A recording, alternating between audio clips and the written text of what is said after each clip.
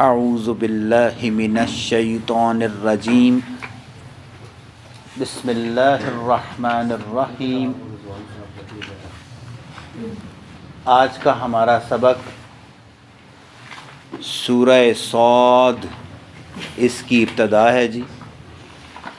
مکی صورت ہے تو سمجھ جائیں کہ اللہ تعالیٰ کی توحید کے دلائل ہیں، محمد کریم صلی اللہ علیہ وآلہ وسلم کی رسالت کی تصدیق کے روشن دلائل ہیں، پچھلی امتوں کے قصص کا تذکرہ ہے جو مثال کے طور پر لوگوں کو سنائے گئے کہ لوگوں کو سمجھ آئے بات، وہ سارا تذکرہ ان مکی صورتوں میں جو ہے وہ پایا جاتا ہے۔ احکامات نہیں ہوتے کیونکہ احکامات جو ہیں وہ مدینہ میں جا کر فرض ہوئے تھے، تو وہ سب مدنی صورتوں میں ہوتے ہیں جی، ٹھیک ہے جی۔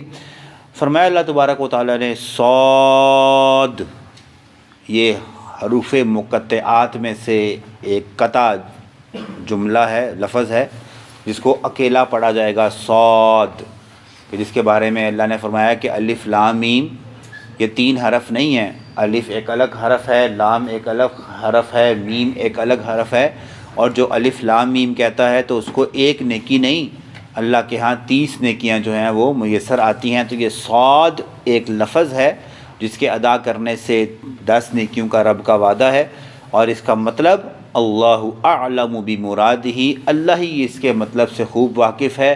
اللہ نے یہ مطلب محمد کریم صلی اللہ علیہ وسلم کو نہیں سکھائے، جن پر قرآن نازل ہوا ہے، تو ہمیں بھی کوئی اس کی ایسی جرت نہیں کرنی چاہیے کہ اس کی کوئی توجیہ کی جائے یا اس کی کوئی تشریح کی جائے۔ اچھا جی، والقرآن، قسم ہے قرآن کی، ذی ذکر، جو بہت زیادہ نصیحتوں سے بھرا ہوا ہے۔ کسی بھی لفظ کے پیچھے زی لگ جائے نا، یہ اس کو سپرلیٹو کر دیتا ہے، ٹھیک ہے۔ بہت اگر خالی ہوتا نا والقرآن ذکر، کہ قرآن ایک نصیحت ہے، یہ زی ذکر کا مطلب کیا ہوگا کہ یہ نصیحتوں کی سب سے بڑی نصیحت، اس جیسی نصیحت جو ہے نا وہ آ ہی نہیں سکتی، نہ کوئی کسی کے لیے کر سکتا ہے جی۔ تو اللہ نے قرآن کی قسم کھائی جو سب سے بڑی نصیحت ہے، کہ اس جیسی نصیحت نہ کوئی کر سکتا ہے، نہ کوئی سوچ سکتا ہے، نہ کسی کو سنا سکتا ہے۔ اللہ نے اس قرآن کی قسم اٹھائی ہے جی۔ قسم اٹھا کر کیا کہا؟ بل الذین کفروا، بے شک وہ لوگ جو کافر ہیں، فی عزتی، یہ تکبر میں ہے۔ ابھی عزت کا لفظ جو ہے نا، ہم تو کسی اور معنی میں اردو زبان میں عزت کا لفظ تو عزت سمجھتے ہیں، عربی میں عزت کا مطلب بھی ہم سمجھیں گے۔ تو جو کافر ہیں وہ تکبر میں ہیں، و شقاق، اور مخالفت میں پڑے ہوئے ہیں۔ اس کا مطلب میں نے تکبر اس لیے کیا کہ جو عربی میں عزت ہے نا، یہ سچ کے آگے ہٹ درمی کرتے ہوئے انکار کر دینے کو عزت کہتے ہیں جی، ٹھیک ہے۔ سچ جان لیا، سمجھ آ گئی، اس کے باوجود کیا کیا؟ ہٹ درمی کرتے ہوئے کیا کر دینا؟ اس کے آگے انکار نہیں، اس کے آگے ڈٹ جانا کہ نہیں، انکار تو ہے نا، انکار تو نہ کر دیں، ختم کی بات، ڈٹ جانا۔ اور کس طرح ڈٹ جانا؟ مخالفت میں ڈٹ جانا، الٹی دلائل دینا اس سچ کو، ایک تو انکار تو کیا، پھر جھوٹی دلائل سے اس کو جھوٹا کرنے کی کوشش کرنا، اس کو عربی میں عزت کہتے ہیں جی۔ تو اللہ نے کہا کافر ہیں جو اس عزت میں، یعنی کہ عربی والے عزت میں، کہ وہ ہٹ درمی کرتے ہوئے ایک تو انکار بھی کر رہے ہیں اور اپنے بوگس دلائل دے کر کیا کر رہے ہیں جی؟ اس کی مخالفت بھی کر رہے ہیں، ٹھیک ہے۔ یہ کم اہلکنا من قبلہم، کتنے ہی ہم نے ہلاک کر دیے ان سے پہلے، من قرن، بستیوں میں، کتنی ہی بستیوں میں رہنے والے ہم نے بستیوں سمیت ہلاک کر دیے۔ فنادوا، پس وہ پکارتے رہے ہمیں، ولاتا، اور نہ ہی، حینا، کوئی جگہ تھی، مناسن، پناہ گاہ، ان کو پھر کوئی پناہ گاہ میسر نہیں ہے۔ اللہ نے کہا کتنی بستیوں والے تھے، جب اللہ کا عذاب آنے لگا تو سارے اب ہم ایمان لائے جی، اب ہم ایمان لائے۔ اللہ نے کہا اس وقت وہ چیخ و پکار کرتے رہے۔ جب نوح علیہ السلام کا پانی آیا تھا تو یہ نہیں کہ سارے ڈوب گئے تھے، ایک دم بھی ڈوب گئے تھے، کبھی پہلے ٹخنے ڈوبے، پھر گٹے ڈوبے، پھر گھٹنوں تک پانی آیا۔ تو جب اپنی موتوں کو اوپر نیچے سے دیکھا تو اس وقت سب نے کیا کیا؟ چیخیں ماری۔ فرعون کا تذکرہ ہے کہ ایک دم تو نہیں ڈوبا، جب اسے پتہ لگا بس میں گیا تو پھر کیا کہا تھا جس نے؟ میں ایمان لایا اللہ موسیٰ اور ہارون کے رب کے اوپر میں ایمان لایا، ٹھیک ہے؟ تو پھر اللہ نے کہا کہ اس وقت پھر کوئی پناہ گاہ نہیں ہوتی، اور نہ ہی اس وقت کا ایمان لانا کسی اہمیت کا یا اللہ تعالیٰ کے ہاں کسی قبولیت کا درجہ رکھتا ہے۔ تو اللہ نے کہا کتنی بستیاں ہم نے تباہ کر دیں کہ جب انہوں نے ہمارا عذاب دیکھا پھر چیختے رہے، پکارتے رہے اللہ معاف کر دے، اب ایمان لائے، اب ایمان لائے۔ اللہ نے ان کا ایمان نہیں قبول کیا اور ان کو کسی کو غرق کر دیا، کسی کو دھنسا دیا، کسی کو پتھروں سے مار دیا، کوئی کچلے گئے، کوئی پٹخائے گئے، سب ہم پیچھے عاد اور سمود سنتے آئے ہیں جی۔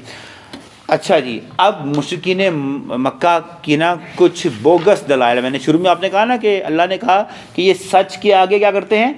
مخالفت کرتے ہوئے بوگس دلیلیں دے کر اس کی مخالفت کرتے ہیں، تو ان بوگس دلیلوں کا آغاز ہونے لگا ہے جی۔ سب سے پہلی دلیل جی وَعَجِبُوا، اور وہ اس بات پر تعجب کرتے ہیں، ان جاءہم کہ آ گیا ہے ان کے پاس، منذرن ایک ڈرانے والا، منہم جو انہی میں سے ہے۔ سب سے پہلی بوگس دلیل کیا؟ کہ وہ محمد کریم صلی اللہ علیہ وسلم کو کہتے تھے یہ رسول بنا کر بھیجا گیا جو ہمارے ساتھ ہمارے آنکھوں کے سامنے پیدا ہوا ہے، کھاتا پیتا اور 40 سال کا ہو گیا ہے، جس نے ہمارے سامنے جو ہے نا وہ ہماری بکریاں چرائی ہیں، غربت کی زندگیاں بسر کی ہیں، یہ ہمارے بیچ میں رسول پیدا ہو گیا۔ یعنی پہلی دلیل کیا؟ کہ وہ سمجھتے تھے کہ بشر رسول نہیں ہو سکتا۔ اور اگر آج کے دور میں بھی کوئی یہ سمجھتا ہے کہ بشر رسول نہیں ہو سکتا تو اس کا عقیدہ اور کس کا عقیدہ برابر ہو رہا ہے جی؟ ابو جہل اینڈ کمپنی کا، ٹھیک ہے جی۔ وہ یہ سمجھتے تھے کہ بشر کو نبوت بشر کو نبوت نہیں مل سکتی تھی، ٹھیک ہے جی۔ تو اللہ نے کہا وہ تعجب کا اظہار کرتے ہیں کہ ان کے پاس ایک ڈرانے والا رسول آ گیا ہے، منہم انہی میں سے۔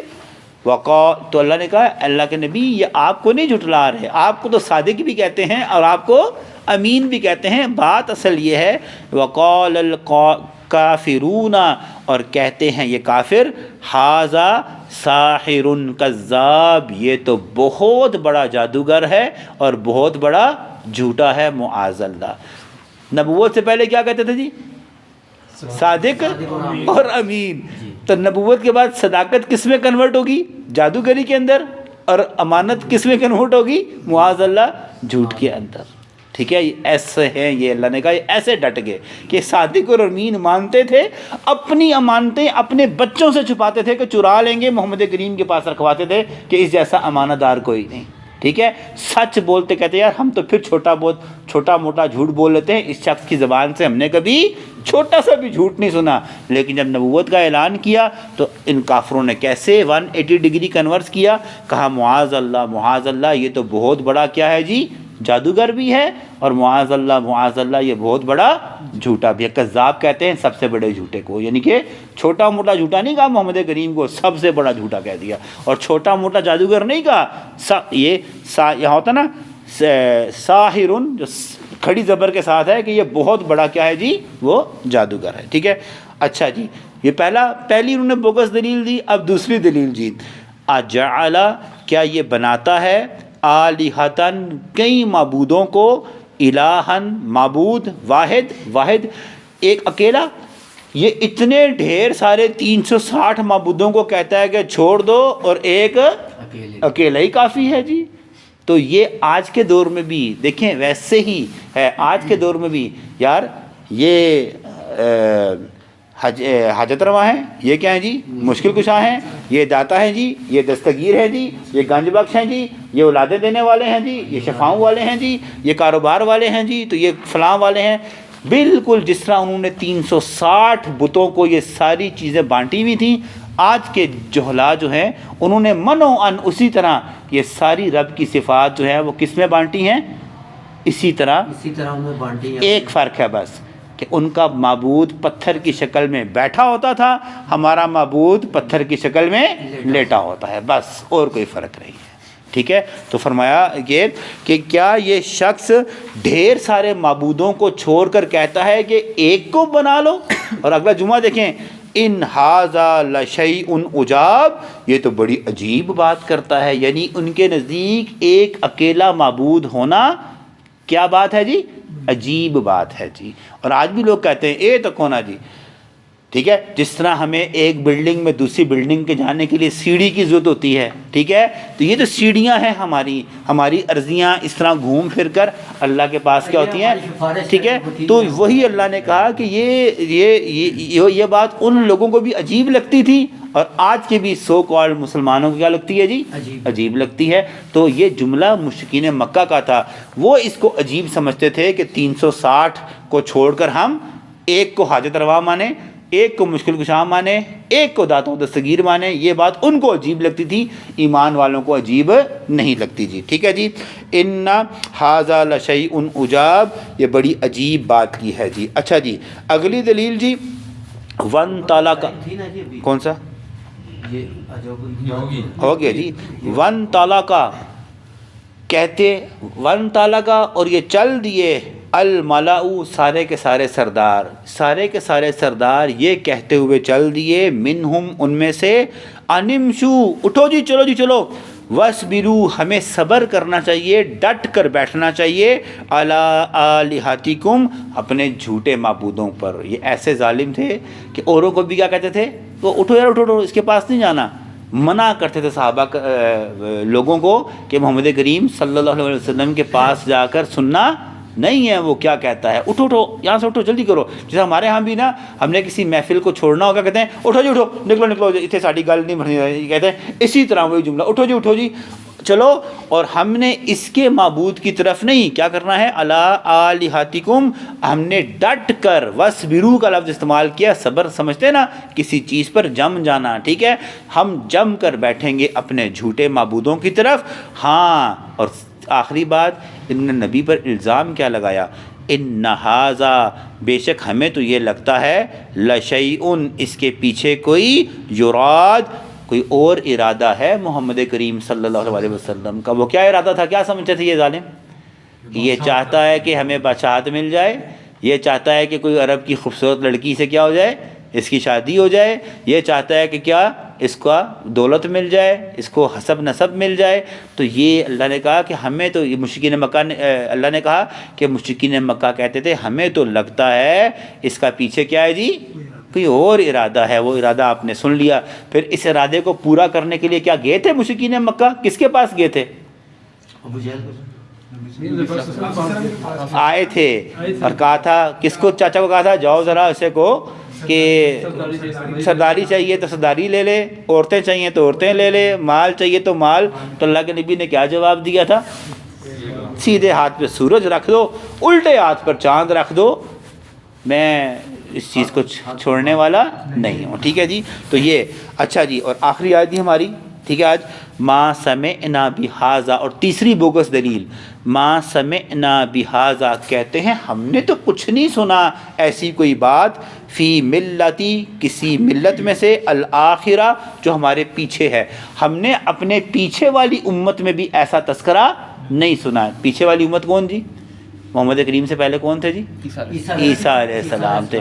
آپ کو پتہ ہے انہوں نے فوراً الزام لگا دیا کہ ہم نے تو عیسیٰ علیہ السلام کی ملت میں بھی کیا ایسا کچھ نہیں سنا کہ تنہا خدا ہے۔ اگر ایسا ہوتا تو وہ عیسیٰ علیہ السلام کو اللہ کا بیٹا کیوں بناتے؟ کیونکہ وہ تین خداؤں کو قائل تھے، ثالث ثلاثہ۔ وہ کیا کرتے تھے، عیسیٰ علیہ السلام کو بھی اللہ کا بیٹا مانتے تھے، مریم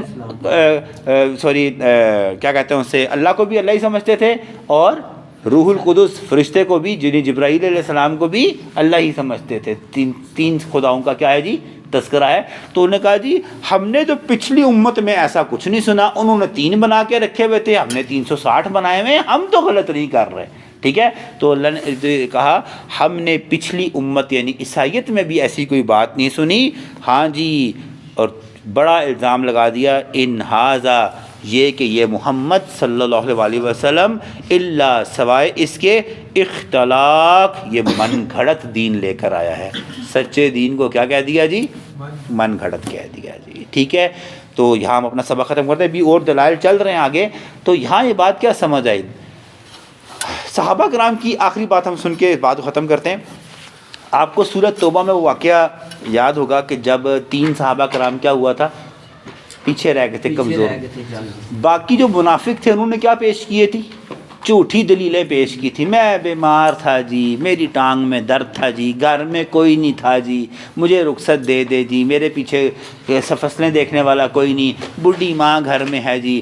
تو اللہ کے نبی نے کیا کیا؟ سب کو کیا دے دی تھی؟ رخصت دے دی تھی۔ جب یہ 3 لوگ آئے نا تو ان تینوں نے کہا، یہ فوراً اللہ کے نبی صلی اللہ علیہ وسلم کے پاس ہے کہ اللہ کے نبی ہم کوئی جھوٹی بات نہیں کریں گے، یہ جو ہم سے ہوا ہے نا یہ ہماری ہی کیا ہے؟ غلطی سے ہوا ہے، ہم مجرم ہیں، ٹھیک ہے، ہم کوئی ایسا آپ سے جھوٹا بہانہ نہیں کریں گے۔ کیا جھوٹا بہانہ کر کے آپ سے بچ جائیں گے؟ وہ تو جانتا ہے نا اوپر کہ ہم یہ جھوٹا بہانہ کر رہے ہیں۔ اے اللہ کے نبی ہم سے غلطی ہو گئی۔ تو پھر محمد کریم صلی اللہ علیہ وسلم نے کہا ٹھیک ہے، غلطی مانتے ہو، تم تینوں الگ ہو جاؤ، جب تک اللہ تعالیٰ کی طرف سے کیا ہوگا؟ کوئی حکم نہیں آئے گا، میں تمہارا کوئی فیصلہ نہیں۔ تو آپ کو پتا کتنے عرصے تک کیا ہوا تھا؟ صحابہ کرام نے ان سے بات کرنی چھوڑ کر دی، اور قریب تھا کہ ان کی بیویوں سے بھی یہ کہہ دیا تھا کہ اب تم لوگ بھی طلاقیں لے کر کیا ہو نکلو۔ تو اس کے بعد ان صحابہ کرام کیونکہ سچے تھے روتے رہے، ٹھیک ہے، تو اللہ نے کیا کیا؟ تو یہاں سے کیا بات سمجھ آئی کہ وہ عزت نہیں کرتے تھے، عربی والا عزت کہہ رہا ہوں، کہ انہوں نے کیا کیا؟ جھوٹ نہیں بولا، اور جھوٹ کی مخالفت میں من گھڑت جھوٹی دلیلیں نہیں دیں۔ یہ اللہ تعالیٰ کے ہاں ابو جہل اینڈ کمپنی کا وتیرہ ہے کہ غلطی پر ہیں بھی اور اس کے باوجود جھوٹی مخالفت کر رہے ہیں۔ ایمان والوں سے غلطی ہوتی ہے نا، وہ کیا کہتا ہے؟ غلطی ہوگی اے اللہ کیا کر دے مجھے، ٹھیک ہے، پھر اللہ اس کو معافی کی اور آنکھ میں آنسو کی توفیق بھی دے دیتا ہے۔ جو اپنی غلطی کو ماننے کو تیار نہیں ہے، ٹھیک ہے، تو اس کی آنکھ میں کوئی سوا آنسو آنا ہے یا کوئی سوا اس نے اللہ کے آگے جھک کر جو غلطی کو ہی نہیں مان رہا، ایکسیپٹ وہ کہنا میں نے کی نہیں ہے، تو اس کو توبہ کی توفیق کیا ملے گی؟ اللہ تعالیٰ ہمیں سمجھ اور ہمیں عمل کرنے کی، اچھے عمل کرنے کی توفیق عطا فرمائے جی۔